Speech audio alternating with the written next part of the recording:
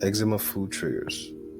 Now let's get a few most important things established before we get into the actual food triggers. Although this video is about eczema food triggers, probably the biggest truth about eczema that seems to be confusing some people is that there are a number of triggers not only to do with food, some linked to environmental exposure to toxins, some even stress related. But for the sake of this video, let's go ahead and talk about those a little later. The food related can be broken down into two categories. One set of people develop allergies and are very sensitive to specific foods, and some just simply need to eat a more wholesome and balanced diet. To put things in perspective and to make your journey to smooth, healthy skin an easier one, you'll probably want to focus on avoiding things that trigger an inflammatory response in your body. This is what I focused on to eliminate my symptoms, and it made all the difference for me. Eczema patients get so caught up in pinpointing triggers and what they think they're allergic to that they discount the one true thing that matters. And that one thing is avoiding the inflammatory response by keeping the body out of defense mode. In other words, if you want to keep your eczema flares at bay, it would be silly to stop eating nuts because you've suffered a flare-up after consumption and yet continue the consumption of other highly inflammatory substances like alcohol and refined sugars. By avoiding the culprit instead, which is the inflammation, you would pretty much cross off every single one of the triggers at the same time. The body naturally produces inflammation to safeguard against foreign bacteria, viruses, toxins, and infection. When it senses a threat, it will trigger the release of chemicals and white blood cells. According to institutions, certain inflammatory conditions or autoimmune diseases such as celiac disease, rheumatoid, fibromyalgia, osteoporosis, Crohn's disease, multiple sclerosis, and yes, atopic dermatitis or eczema, the immune system's response is inflammatory even when there's no threat. Or is there? We really have to start to question if we are really clear on what actually threatens our system. And more importantly, why there's so much confusion, why so many people, including myself, can totally and permanently cure their eczema and yet others can't seem to find help. Everyone who cured their eczema only learned how to do one thing, and that's keep the body out of defense mode. The reason the body starts to produce inflammation in large amounts is usually because the immune system gets stuck in the on position, which is exactly what happens to eczema patients and people who suffer from other inflammatory conditions as well. Once the immune system stays in the on position, the body stays in defense mode, producing more white blood cells, thus creating more and more inflammation in the body. The things that have proven to be highly inflammatory in my life was exactly what caused my flare-ups in the past. And once I eliminated and cleansed them from my system, I never had to suffer another flare-up since. Now, as I mentioned earlier, it helps none to only eliminate one or two things that you think your body may not agree with. To totally be free from symptoms, you must first be totally free from inflammation. So let's go down a list of common foods that are known to be inflammatory. Number 1, refined sugars.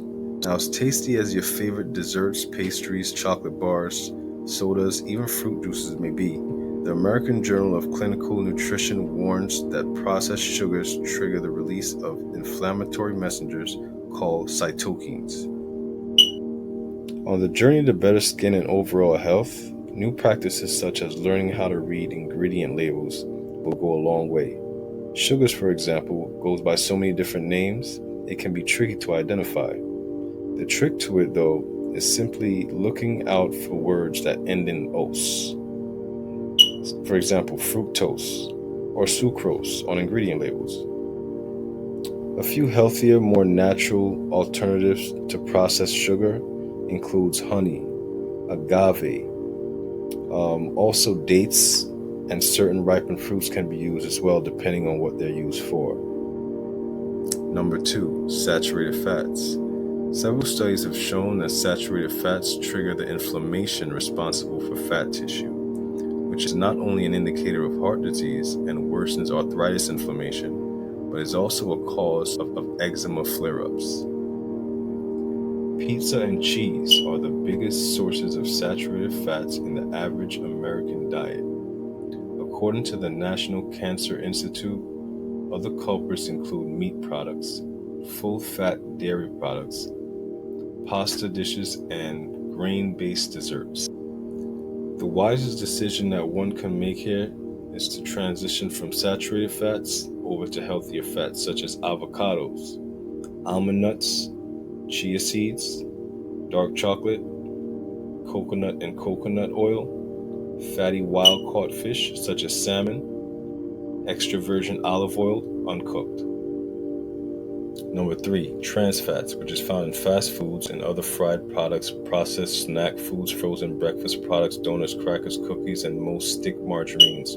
Harvard School of Public Researchers helped sound the alarm about trans fats in the early 1990s, and yes, it is known to trigger systemic inflammation, which will in turn trigger the eczema flare-ups.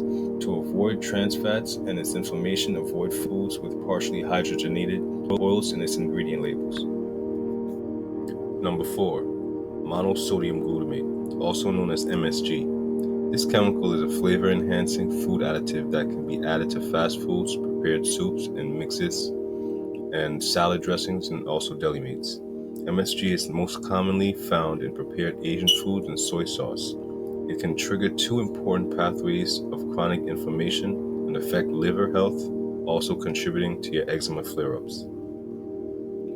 Number 5, refined carbohydrates. White flour products, which includes breads, rolls, crackers, white rice, white potatoes, whether instant mashed potatoes or french fries, and many cereals are refined carbohydrates. White flour is a member of what's known as the 3 dangerous whites. The 2 others are salt and processed sugar. These high glycemic index foods fuel the production of advanced glycation end products that stimulate inflammation. As per Scientific American, processed carbohydrates possibly trump fats as the main driver of escalating rates of obesity and other chronic conditions, just to give you an idea of the degree in which we're affected by this. Number 6, alcohol. Alcohol is burdensome to the liver. Excessive use weakens liver function and disrupts other multi-organ interactions and can cause inflammation. In my personal experience, I remember having some of the most intense flares right after the party weekends. This was one of my biggest triggers. I completely stopped drinking for 2 years and then continued afterwards with the occasional glass of wine. As I mentioned in the beginning of this video, there are things other than foods that trigger an inflammatory response in the system. You can check what I've put together on stress and environmental toxins in the description below. Thanks for watching.